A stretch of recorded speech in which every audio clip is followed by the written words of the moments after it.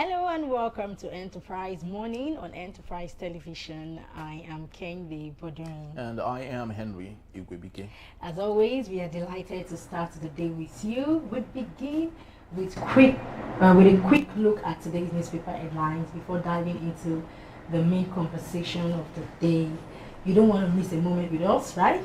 You can join the conversation by liking, following us on all of our social media platforms at Enterprise TV7. You can also share. So joining us this morning, they will be sharing expert insights on the issues before us. So we'll be having a John Nicholas. He is the National Coordinator for Food and Farmers' Rights Campaigns, and also the coordinator for campaign. He's also the coordinator and campaign for Democratic and Workers' Rights Ogun State chapter. We also have Emeka Magnago. He's a journalist and a public affairs analyst. We also have Benga Ademu Jimmy. He's a business development coach and social entrepreneur for nation building. And yes, we have Barrister Evans Ufeli, who is also a public affairs analyst. Thank you all for joining us this morning. Good morning to you, gentlemen. Good morning to you. Thank you. Thank you so very much. Good morning. Thank you. Thank you so very much for your time. So I'd love us to kickstart today, penultimate day to the new year 2026. But let's take a look at what we have from our newspapers for today. Let's start with the Vanguard newspaper. Big story: new tax laws take effect tomorrow, Tinubu insists. Okay, on the top strip there we have 2027. Why Obi chose Enugu for today's defection to ADC. And also, we are saddened by AJ's horror crash, and that's coming from the family of Anthony Joshua. Okay, we also have CBN project 4.49% economic growth, $51 billion reserves for 2026. And also on the bottom strip of the same newspaper, we have a CBN projects of 4.49% economic growth, 51 billion reserves for 2026. Okay, beside the big story there, we have alleged money laundering. Malami, son docked, remanded in prison. All right, so let's take this story. We have a litany of these interesting stories. I'd love to start with, who do I start with now? Let's go with the, okay. We're still going to talk about the tax laws. Yes, but let's start with the tax laws. The new tax laws take effect tomorrow. Tinubu insists, and I'd love to have this question go to Ade Mojimi. Please, what's your take on the tax law? President Bola Tinubu insisting that nothing would stop it, despite the fact that Nigerians have raised a call for a little bit of a suspension so we could see what is in there. What's your take, Mr. Winga? Okay, thank you very much. So, laws are made for people, laws are made for citizens. And where there is no law, there is no sin. However, before you begin to catch people for their sins and their offenses, I think it is very, very imperative that we broadcast, we share the law in every form and shape. Languages for tribes, tradition. In fact, if you need to get what do you call it, dancers on the road to show people how these laws will work, you need to do that. Do you understand? But in our country, what we have been hearing is just English, Oyibo, and that's what we have been hearing. You will hear one version today, you will hear another version tomorrow. You will have another version in two days' time. So people are confused. I personally am confused because as I speak to you, I have nothing less than 2 to 3 different versions of these tax laws and the explanations. So I think government should do more to explain, to give us the breakdown, how it's going to work. You will hear somebody saying, if you are not making up to 50 million naira, you don't have to pay tax. You hear somebody saying, if you are making 800,000 naira, you pay. So there are a lot of confusion in the land, especially for the people who cannot read and write, the illiterate, because the literacy level of Nigeria or in Nigeria is very, very low. So for me, I think they should give more time in explaining and describing, analyzing to citizens on how it's going to run. That's my take. Thank you. this would. Anyway, let's take this story on Punch. Okay. Punch newspaper. So on the top strip we have 2026 budget. 10 states plan 4.3 trillion naira borrowing. Another borrowing again. Okay, so Barrister Evans, what's your take on these? Because this year 2025, I know we've had, ifs of, we've borrowed a lot. So do you think this particular story or this particular story is going to, fetch in more debts in 2026? Please, what's your take on this? Well, before I go to that, let me join my voice with where Pastor Gbenga left it off. The issue of the tax and the clarity therein. There's a lot of explanation out there, to be frank with you. And we find it rather very disturbing that the president will be saying that they will go ahead, irrespective of what the irregularities. The issue of the gazetted copy, being different from the one that was passed by the National Assembly, and the National Assembly's resolution to have that regazetted and the rest of that. He cannot be saying the nation will go ahead regardless. When there's a complication, when there is when there are problems and discrepancies in the laws, when the citizens, even the government itself, does not know the true version that was passed by the National Assembly, and the National Assembly is called for a regazetted version of the law. So you cannot just be rushing to tax people, to tax poverty, without looking at what was, because given by the explanation before the public domain, if it turns out to be true, which the National Assembly has confirmed really that what they pass is different from what is gazetted. So what it means in the eyes of the law is today, as we speak, is that there's no tax law in Nigeria. There's no tax law. So the president cannot come and be saying this is attitude of going ahead all the time. Subsidies removed, let's go ahead. And then tax now, there's complication, it says you go ahead. Go ahead to do what? You cannot administer the public without law. Okay, law is critical and fundamental. Okay, so that is what it is.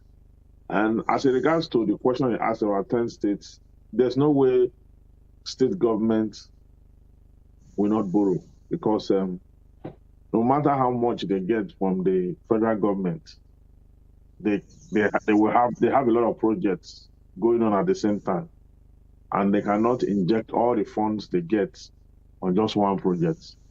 So all the projects going on concurrently has to be addressed and attended to. Hello, can you hear me? Hear you. I can hear you. And all the projects need to be addressed and attended to. So for those projects, for all projects to run concurrently, the federal government, those state government, they must take loans.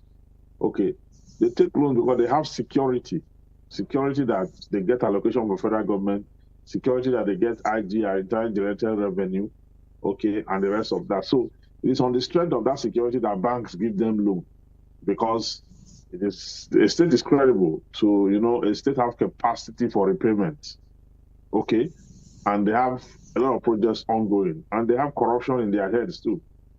So there's no way they can subsist wholesomely with the derivation or with their IGR. There's a need for them to take loan to meet up with projects that they are running, and that's not out of place. That's not out of place. It's not exactly bad to borrow. It's just that when you borrow, what are you doing with the funds? Are you using it to expand the state, the economy, and are you using it to put the state in better light, or you are borrowing to consume? It's when you borrow to consume that you have issues. But as long as you're not borrowing to consume, you are good to go. The state can always borrow to project its policies and projects.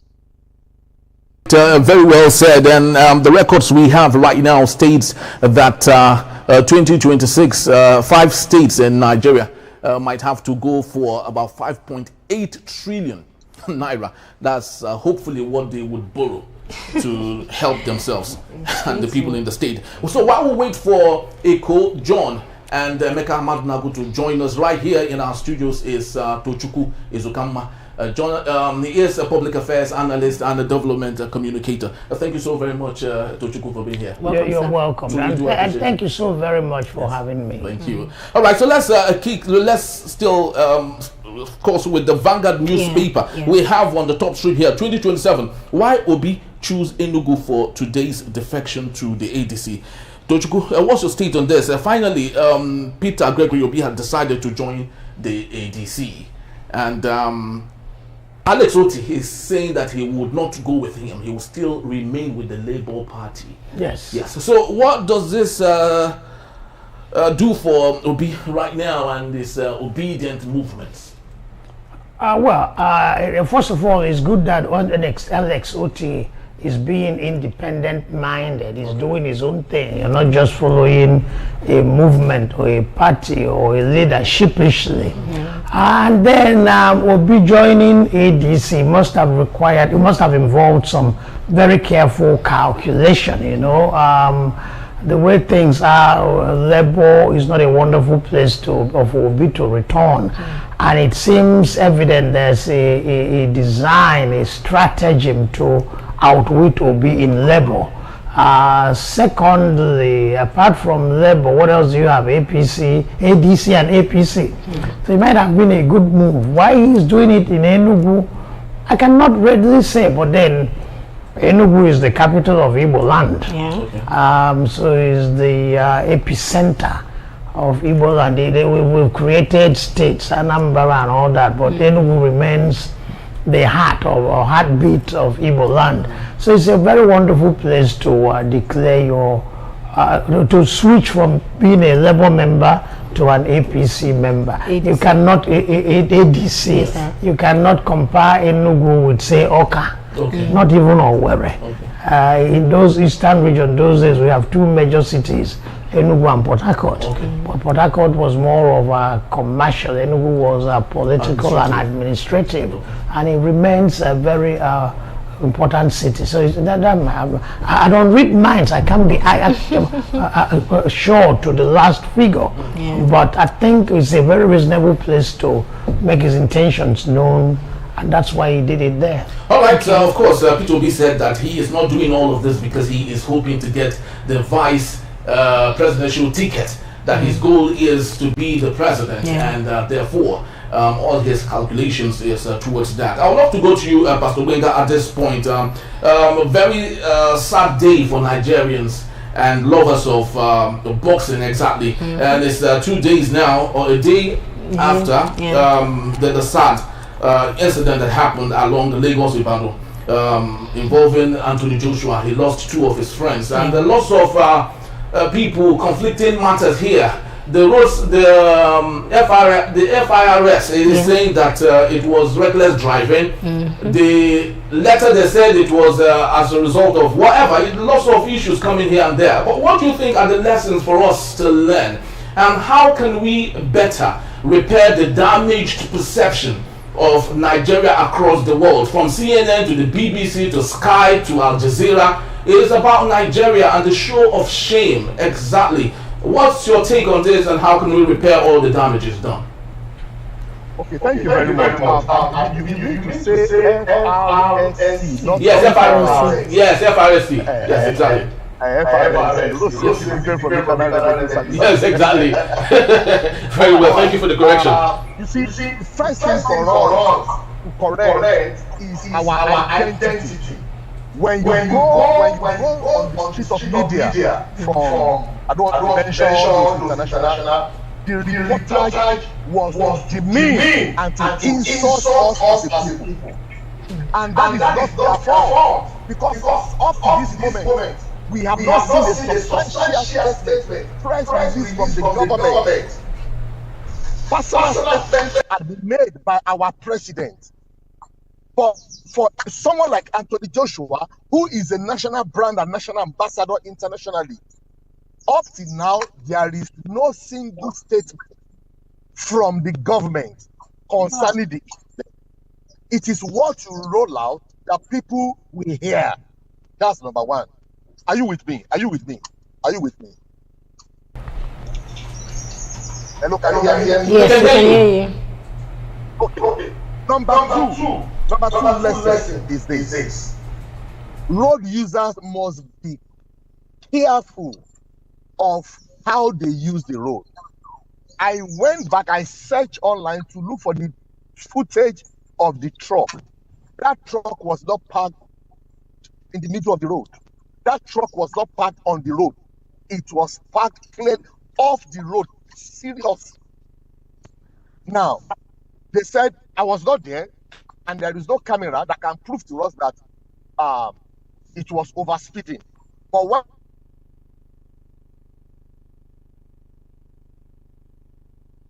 to bring that there, and we hope that he would join to conclude on that particular thought. But I have been told that John Eko has joined us. Thank you so very much, John, for being here. I truly do appreciate you. Are you there, Mr. Eko? Nicholas? All right, so while we wait for Eko, John Nicholas to equally reconnect, Barrister, what's your take on this give and take, lots of information from lots of people? How do you think we can better understand what actually happened exactly with the mishap that happened on Lagos-Ibadan Express Road?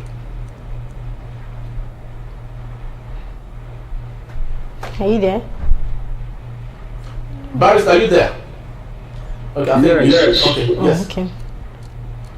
Yeah, so did you get the question? All right, I think we're still having a bit of communication issue there. Barrister, are you there? Yes, okay. All right, you're back. Okay, maybe. All right, so Pastor Benga, you can continue on your thoughts. Just okay. Yeah. When you are driving, like I said, that truck was not parked on the road. That's number one. Number two, when I visited Otunbadele Momodu Street, an eyewitness reported that the front tire busted, and that led to the swerving of the car to go and hit the truck that was parked, the stationary truck. So, on the part of road users, we should be careful of speed limit, especially the kind of vehicles we are using. Who is checking the quality of the tires that we are buying in Nigeria? Look at me, friends. I have bought a brand new tire in Nigeria before, and the same month the tire busted, brand new tire. And also, I have bought a Tokubo tire before, and for 2 years I was using that tire. Can you now? I'm not endorsing Tokubo tires. I'm not, but our people that are importing our spare parts, what is the quality control? What is Standard Organization of Nigeria doing? And finally, on this note, the kind of car you are using is fiber these days. And where are our ambulances? It has been reported that Ogun State does not have a single functional ambulance. There should be an emergency clinic, emergency center on the highway. The only one we have, thank God for Lagos State, the one at 7-Up toll gate here. That's what we have. But after then, see Ibadan, see Ogun State, what do we have? Nothing. There is no emergency center. There is no functional emergency center. There is no functional. I mean, it was police vehicle that rescued Anthony Joshua, and that night he was flown abroad. We should stop this self-insulting that until we get out of Nigeria, we cannot get a good medical treatment. This rubbish must stop with all the allocations that our governors are collecting.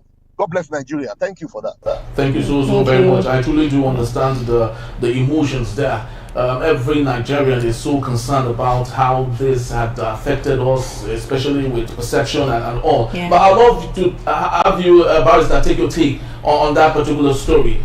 Speak to us. What's your take, actually? Well, the stories, the accounts are quite different. Some said that it was a tire that deflated, got burst. Some said that it was reckless driving. Some said that the truck was parked on the road practically. So the accounts are different, which is human, okay? But At least the video I saw of the truck, that truck was not on the road. Even though it is wrong for a truck to be parked stationary, whether at the center of the road or at the side of the road in an expressway. Why is it called express? It's called express because it is presumed that it's a free flow, okay, for long distance journey. That's why you have that, okay? So what I would say is that we should be careful, okay? We should be careful. There's someone that gave an account of the fact that it was a convoy, and they were in a hurry to get to somewhere, okay, and things like that. And so a lot of issues here and there. Human errors are there, technical road errors, parking recklessly, and the rest of that. Everything is involved. But we need to be very careful. This has opened Nigeria up to ridicule because it means that we have no emergency service. Not only do we not have emergency service, the story further went to also implicate us by saying that we don't even have medical services at all because it has to be flown away. Okay, so what's going on? We've said this over and over again. How much does it cost to have public health care, proper public health care in Nigeria? You know, how much does it cost? All this money that we use for medical tourism and all that, if you put it together, especially from the government, the president and or government officials, if you put all these funds together, really build good hospitals across the country. The money that is allegedly being stolen by the former Attorney General of the Federation, though he has not been found guilty or whatever, it's an allegation. If you put that money together, that money can fix the healthcare system in Nigeria. Okay? So we're not ready to build Nigeria. We're not ready to take things forward. Okay, let me allow Emeka to come in here. We have joining us right about now, Emeka Madunagu, and also I understand we have Eko John and Nicholas. Thank you so very much, gentlemen, for being here. So I'd love to start with you, Emeka, on the issue of alleged money laundering. Yeah. Yes. That's on Vanguard. So we have that alleged money laundering. Malami's son docked, remanded in prison. You know, when I saw this story, I'm like, okay, this is a man that has really, had enough when he was in power. So Emeka Madunagu, what does this mean for judicial credibility?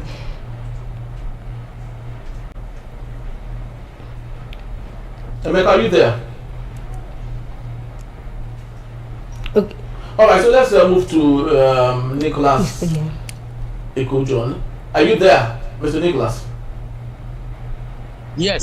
Okay. Very well. Yes, you very well. So, what's your take on this? Actually, alleged money laundering, Malami's son docked, remanded in prison, and we equally understand that the wife to the son is equally docked. So, three of them are spending the new year in incarceration. So, what's your take on this? Is the chicken coming home to roost at the end of the day? You see, the point is this. There is nothing new in Malami being docked, or the son being docked, or the wife, or even the entire family. I mean, we are only talking of Malami today now. Tomorrow, others will join. He's a recurring decimal in the Nigerian political, economic space. Corruption stinks to high heaven within the political class. The politicians, the public office holders, they are all the same. In all this, I have listened carefully to all, your guests there. Speaking about Anthony Joshua, I stay in Ogun State, I live in Ogun State. And as the barristers have rightly said, the point is this. The confusions, or so to speak, surrounding Anthony Joshua's accident on the expressway clearly reflects what is wrong, everything wrong in Nigeria. Number one, Ogun State is supposed to have a parking garage or whatever they call it for articulated vehicle along that road. But those drivers will not park at that designated park for them. They park along the road. And nobody is doing anything. The road safety people are there. The police are there. They don't do anything. But what they do is to extort the ordinary road users for the list of offense on the road or offenses on that road. Why? I mean, things they should take seriously. They are not bothered about it. That is number one. And number two is the fact that after that accident happened, there was no ambulance to evacuate Anthony Joshua and his deceased friend from that accident scene. And as one of the commentators said, it has to take, the police vehicle to convey Anthony Joshua and his friend to the nearest hotel. And in that stretch of that express road, no hospital, or so to speak, or clinic for first aid as the victim on that road. And yet, sir, those governors or state government are talking of borrowing to finance their budget. And I listened to one of the commentators there too, who said that, well, government can borrow that. Yes, government can borrow where is no. These are government or state governors that have earned more than ever before. Mind you, Ogun State is the third highest in terms of internal revenue generation. And they have earned more from the allocation account as a result of the subsidy removal. And yet, nothing to show for it. And we are justifying the fact state can still borrow. For us, as socialists, we are against all this borrowing. Nigeria is rich enough.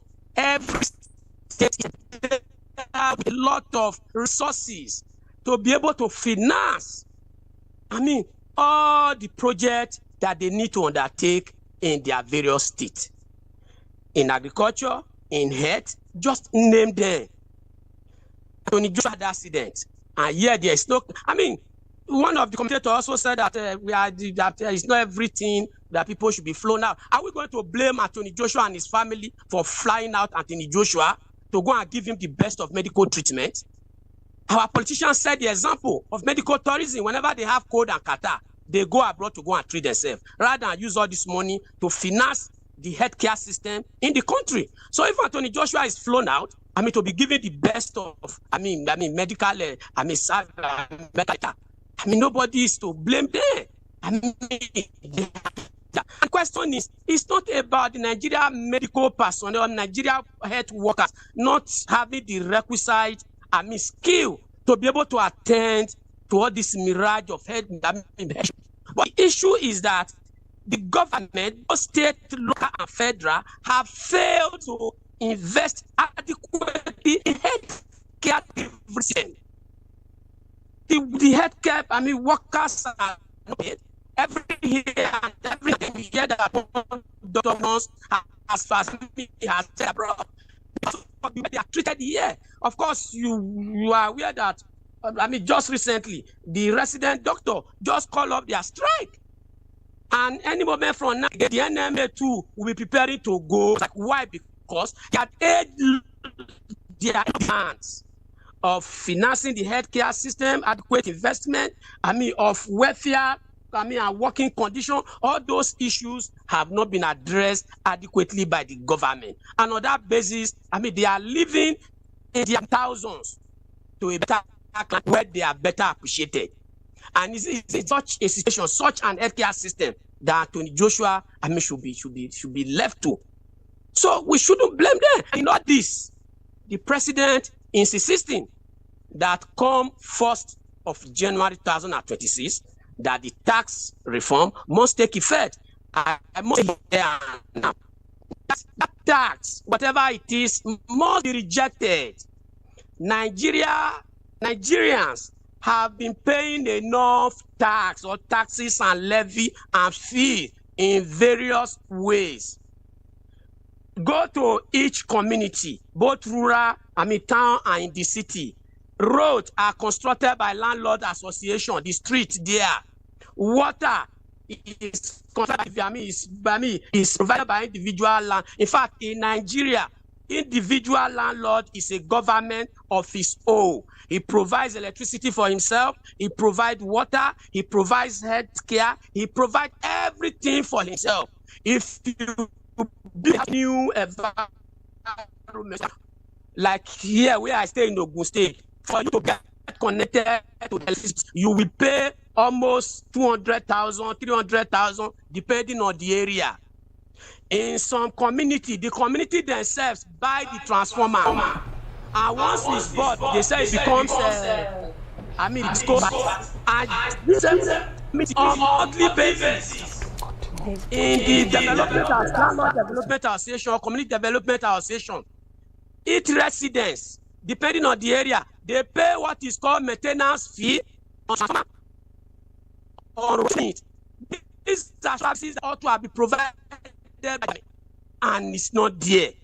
And yet, government is still talking of taxing people. That tax has to get it. And we are calling on NSC, the TUC, and civil society organization that come January 1st. They should mobilize Nigerians to come to the street to and all policies of the Tinubu government. All right, thank you. Nigeria to this state. All right, thank you so very much. We truly do appreciate. Yes, so we were, for the want of time, we would love to have others equally have their say on this just before we end for this particular segment, because right after now will be another segment. Tochukwu, I would love you to, in the jiffy, just as have your say on some of these things that we have discussed today. Anthony Joshua, the tax reform, and equally, if possible, you might add that of Malami and yes, on Wike and Fubara. Just 60 seconds if you may. Well, the thing is, the accident happened. Accidents will always happen, just like there will always be criminals with us. No matter the efficiency of the police or the expertness of the criminologists, similarly, accidents will happen. But the thing is to reduce the incidence of accidents. And looking at the picture, I saw the picture. The trailer was parked on the road, but not in the middle. It was way by the side. Yes. And then the car struck the trailer, not at the edge. So it might have been something must have gone wrong. There might have been a blown tire or an ultimate case of reckless driving. But whatever it is, our hearts go out to the families of the dead, his dead friends. We were talking about Nigerian image. Some of your, I think it was the pastor that said that there was a deliberate attempt to disparage Nigeria following the accident. Nobody is deliberately disparaging Nigeria. Nigeria is a country that has been messed up. Nigeria is a country that has bad leaders, and everything has gone upside down. So if you want to talk about Nigeria and be honest about it or be factual about it, you must write something bad about Nigeria. So if we want to change our image or the global perception of Nigeria, we must change our behavior. So I hate this idea of blame game. Ogun has no functional ambulance.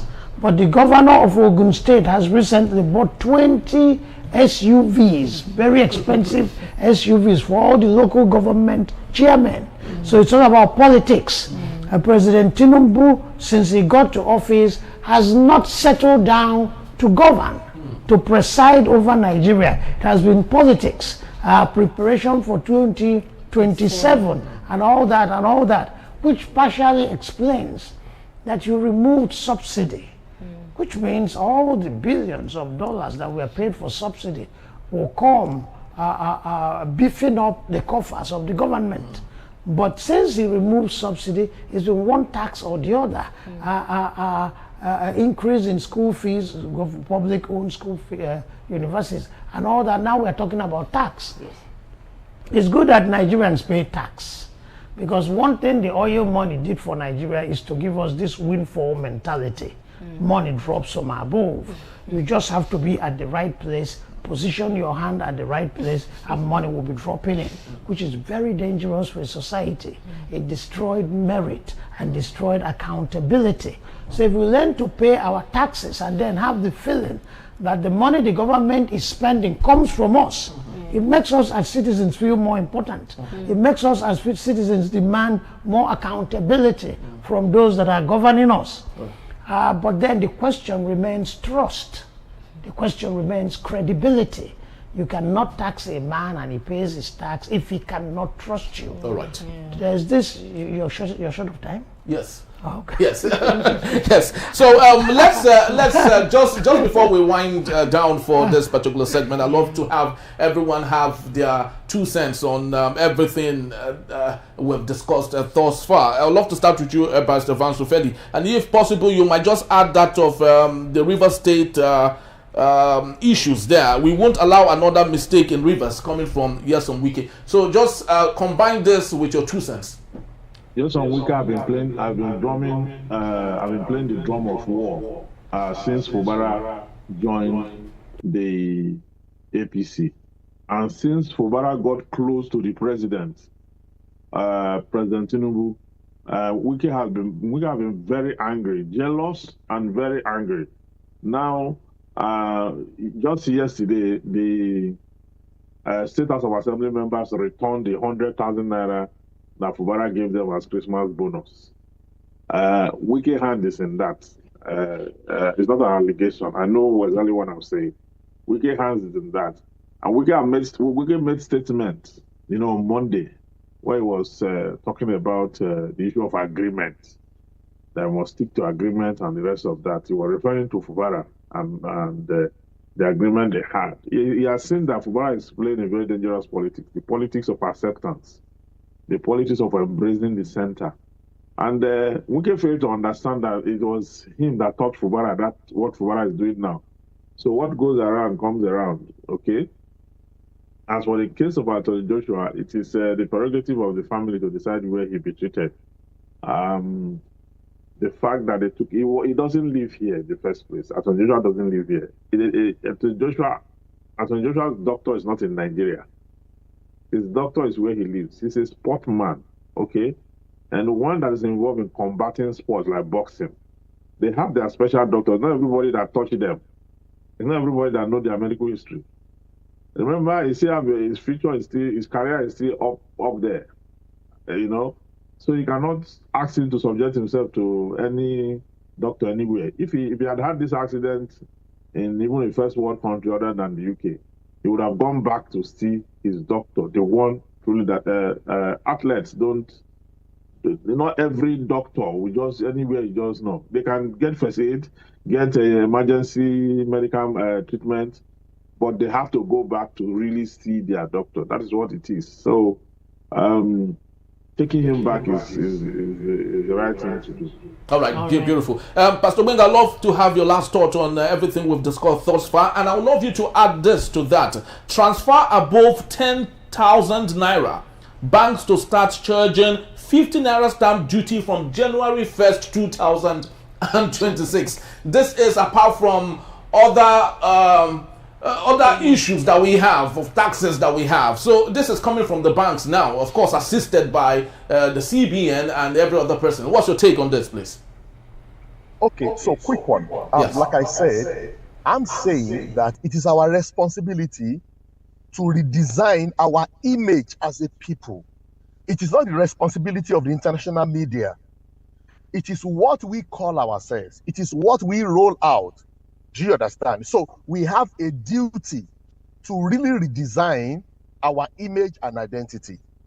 Anthony Joshua's family have the prerogative and the authority to take him to anywhere they want to take him. I'm not saying, I was only saying that as a people, listen, in this country, a governor claimed that in South region, he claimed that he built the best hospital in Africa.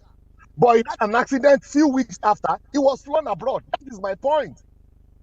I don't know if you understand what I mean. You remember that story? One governor. Very well, you are free to mention. It's our duty to report the facts here. I do not know if you're talking about Akwa Ibom State and Gosula Bagio. Thank you, sir. Thank you, sir.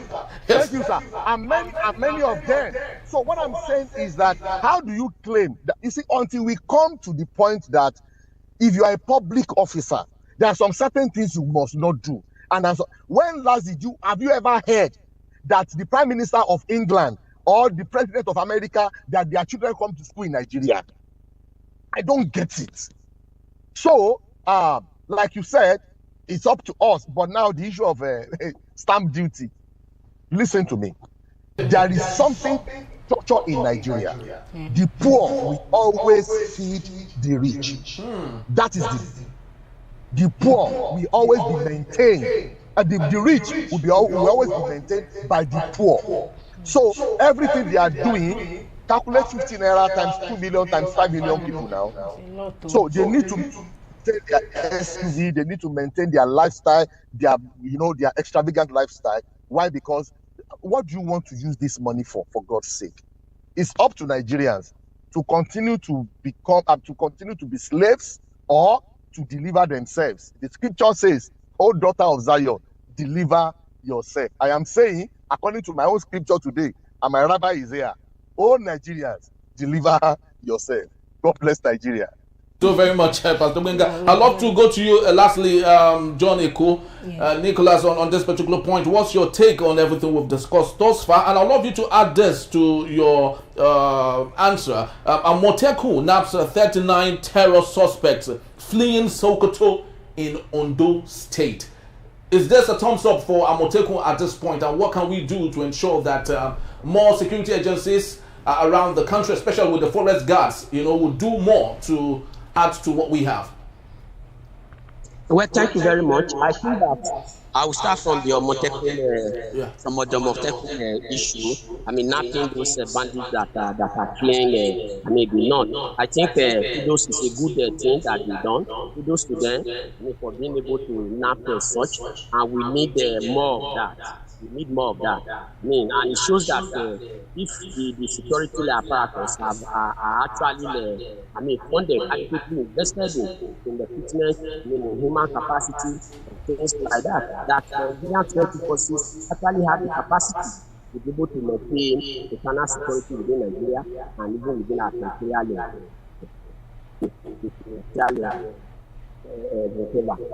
That's it. I think that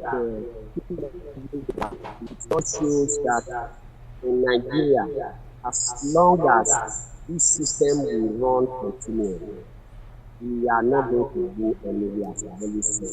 It's not about personality, it's not about individual. It's about the system we are running. A system that is built for profit the way it is. We always throw up all these kind of things as we are discussing it today. I think the point is to make this. There is a need for a working class political equality. And what I mean is that we need a political party that represents the interests of the masses, the common people.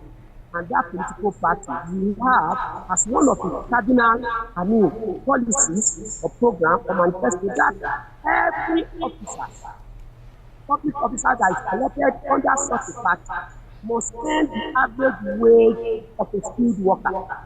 That's number one. And then number two, every public officer elected under such party, his charge or his word or whatever must attain public school. And that such political office holder must reside where he was when he was campaigning or showing himself up to be elected. When elected, he must remain within that community, live within the people. Whenever he's not having, whether parliamentary or governmental or executive function at the capital, whenever he comes, he must stay within the community. And I think that a party that have such programs and policies will be able to counter this nuisance that we are currently experiencing within the political party of the money bags, be it APC, be it PDP, be it Labour Party and the rest of them. In that kind of party, individual will not be able, to amass corruptly the Commonwealth that should be used to develop the society for the souls or ourselves. And I think these are ways will be able to, address all these issues. If not, as long as this system of capitalism that is built on greed, that is built on profit continues as against the need of the mass, next year we'll be discussing these issues. Definitely. Thank you very much. All right, thank you so very much, gentlemen, for your time and your insights. We would be moving straight to our main conversation in a bit, and that will be the 2025 in review, a year of shocks, shadows, and shifting power. This is still Enterprise Morning, penultimate day to the new year, and we would be right back. Please don't go anywhere.